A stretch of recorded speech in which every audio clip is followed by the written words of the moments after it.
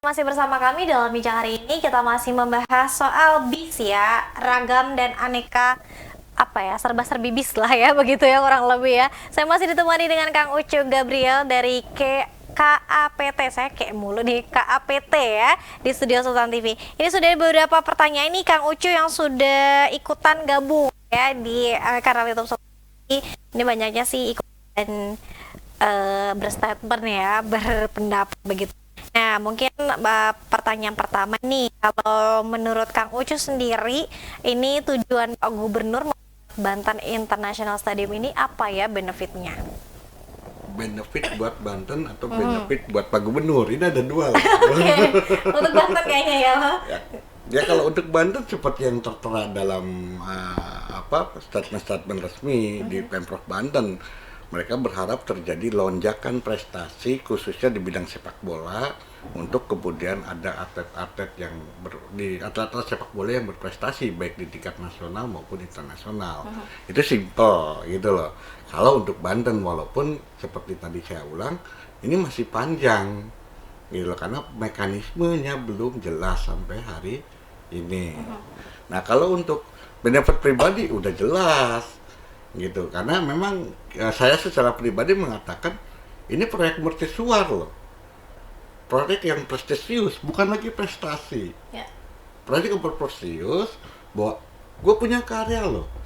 Nah, ini kalau kita kaitkan dengan isu bahwa dia akan nyalon lagi di 2024, jadi tinggal ngunjuk hasil gue kan itu selesai.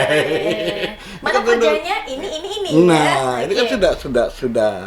sudah ditata, makanya itu pun yang menyebabkan banyak orang, terutama saya termasuk saya juga, yang mengapa harus diresmikan sekarang, walaupun kondisinya bukan belum siap kondisi tadi ya, seperti dilaporkan oleh Kang Arifin bahwa toilet belum beres. Kenapa harus sekarang? Karena kalau nanti lah Pak Gubernur Kamis juga udah Jumat udah bukan gubernur lagi, nggak bisa meresmikan. Nanti yang meresmikannya orang lain. Kalau misalnya dia nggak punya foto-foto untuk dipamerkan, bahwa ini karya saya. Ini bercandanya Oke. begitu. Oke. Ini seuzonnya ya, Iya, Kang Ucu ya. bercandanya begitu. Oke, baik. Kita ke pertanyaan selanjutnya Kang Ucu. Ya. Apakah masyarakat nih katanya terlibat untuk menjaga dan merawat bis? Ya nggak bisa. Tidak bisa ya? Iya, karena kan kalau jadi disewa, maka itu eh, yang merawat yang nyewa. Kalau nyewa full ya, kecuali dia nyewa per pertandingan gitu loh. Tapi kalau ini berarti yang melawat Pemprov. Itu aja. Aturannya kan belum ada. Ya. Aturan Gitu. lagi betul aturan yang belum ada Iya, ya. karena emang nggak ada pemanfaatan untuk bahwa masyarakat bisa ikut campur ya. Caranya tadi ya nyewa, maka ikut merawat. Nyanggup kan nyewanya kan gitu. Tidak sanggup ya. Oke. Kita ke pertanyaan selanjutnya Kang Ucu. Ini ada pertanyaan menarik ya. Kang, saat peresmian bis ini dan menurut Kang Ucu apa tanda-tanda? Ya nggak pakai rara. Tidak pakai Karena pawang hujannya nggak ada kan gitu loh. Tidak pakai payung hujan Iya, ya. udah selesai kan begitu. Jadi jangan mengartikan alam untuk sesuatu ya, yaitu ya. Ya. Berarti nggak pakai rara. Tidak ada tanda-tanda lah ya. Jadi ada tanda-tanda lah itu. Oke, kita ke pertanyaan selanjutnya Kang Ucu.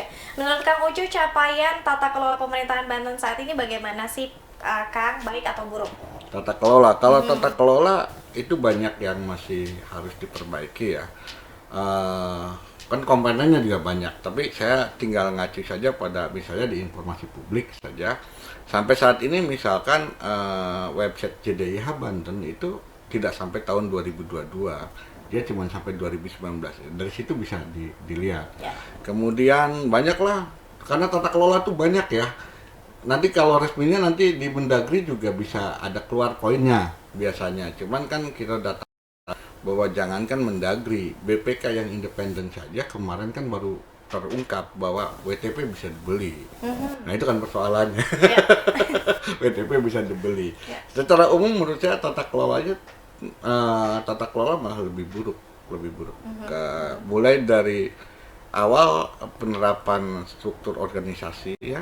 Ini di zaman Rano itu tidak dirancang dengan baik, dan kemari ditambah ego sentral ego sektoral dari antar OPD juga menjadi komunikasi yang tidak baik.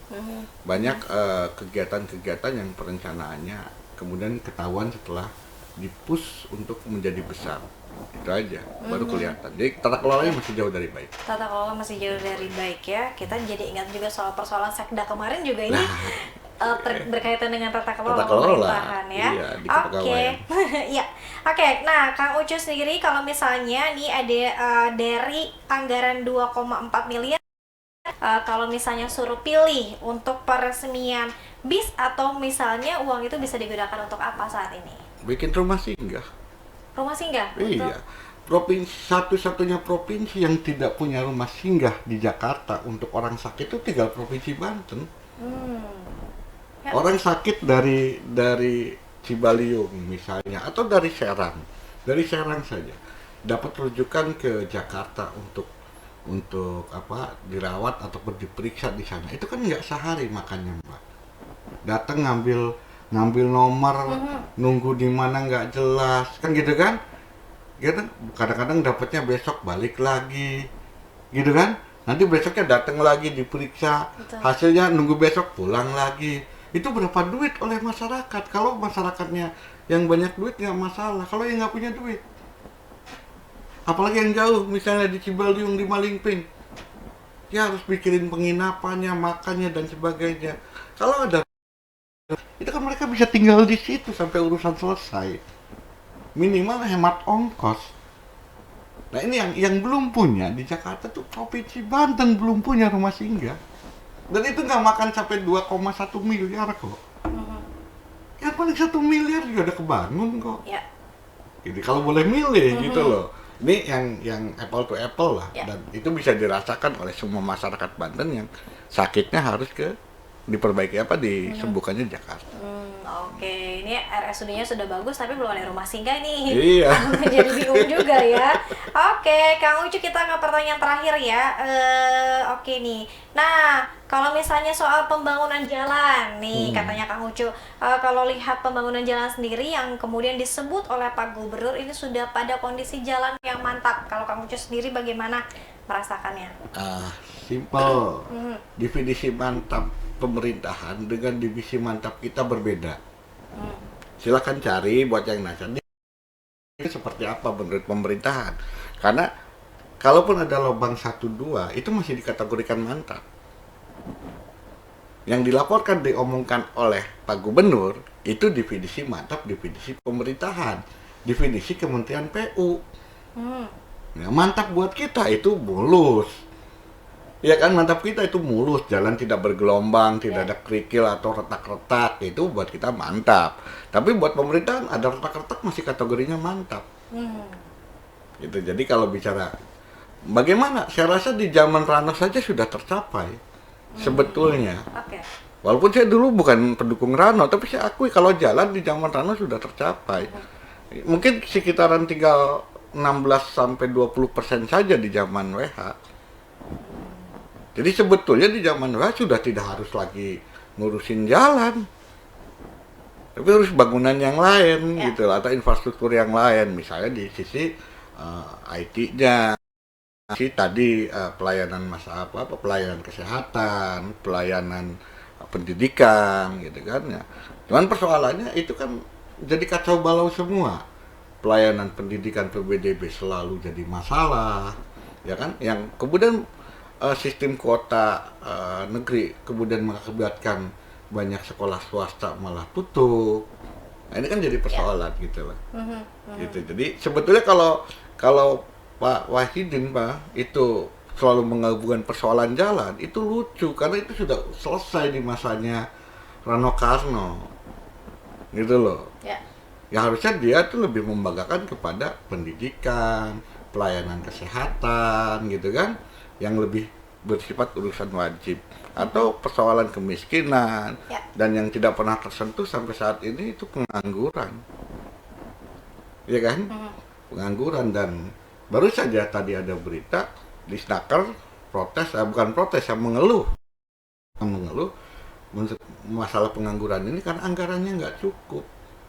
Coba kalau kita tidak bangun bis misalkan, Berarti kan kita bisa saving 139 miliar, itu masukkan ke Disnaker. Kalau kemudian Disnaker masih tidak bisa menurunkan Angka eh, pengangguran. maka pengangguran, ya sudah, berarti memang pengelolanya aja dusun kan gitu. Ya artinya kan Oke. jadi kelihatan gitu. Ya. Banyak prioritas yang lain. Banyak gitu. prioritas lain ya. Oke, ditambah lagi pandemi Covid, pemulihan ekonomi juga ini masih harus terus berlangsung ya, Betul. Kang Ucu ya. Kang Ucu, terima kasih banyak atas Sama-sama. waktunya yang sudah bergabung di pagi hari ini. Sebetulnya kalau kita ngobrol sih masih banyak hal dan juga banyak catatan yang kita lihat dan mungkin terekam ya. Masyarakat juga mungkin ada yang ada yang tidak gitu ya. Ya. Karena tadi disuguhkan oleh pesta kemudian jadi lupa tadi kalau kata Kang Ucu. Nah, Terakhir, Kang Ucu, apa yang disampaikan mungkin ini tanggal 10 Mei, 12 Mei Pak Gubernur sudah lengser, apa harapannya? Ya saya sih berharap, ini kan PJ itu sebenarnya PJ-nya kasihan gitu loh. Karena dia harus menangani persoalan yang tadi utang piutang dan sebagainya, juga banyak persoalan. Tapi saya berharap sih satu hal saja, bahwa ke depan mudah-mudahan PJ mampu kemudian bertindak selalu dalam koridor peraturan. Itu aja. Karena kalau sudah mampu bertindak dalam koridor peraturan perundang-undangan, maka segala target dan capaian pembangunan serta keinginan masyarakat bisa dicapai dengan Amin. lebih enteng lah. Amin. Amin, amin. Amin ya, semoga harapan kita bersama Banten bisa lebih maju, Amin, bisa amin. lebih berkembang, penganggurannya turun, kesejahteraannya meningkat, Amin. pemulihan ekonominya bangkit ya Kang Ya, Ucu ya. Terima kasih sekali lagi Kang Ucu Gabriel, semoga nanti bisa kita sambung lagi ya dengan tema-tema menarik lainnya dengan pembahasan di Talkshow Bincang hari ini. Pemirsa, terima kasih atas kebersamaan Anda, tentunya kembali hadir lagi pemirsa di jam yang sama, jam 9 pagi sampai jam 10 pagi. Akhir kata, saya Dia Lintamongi beserta seluruh kerabat kerja pamit undur diri. Terima kasih atas kebersamaan Anda. Wassalamualaikum warahmatullahi wabarakatuh.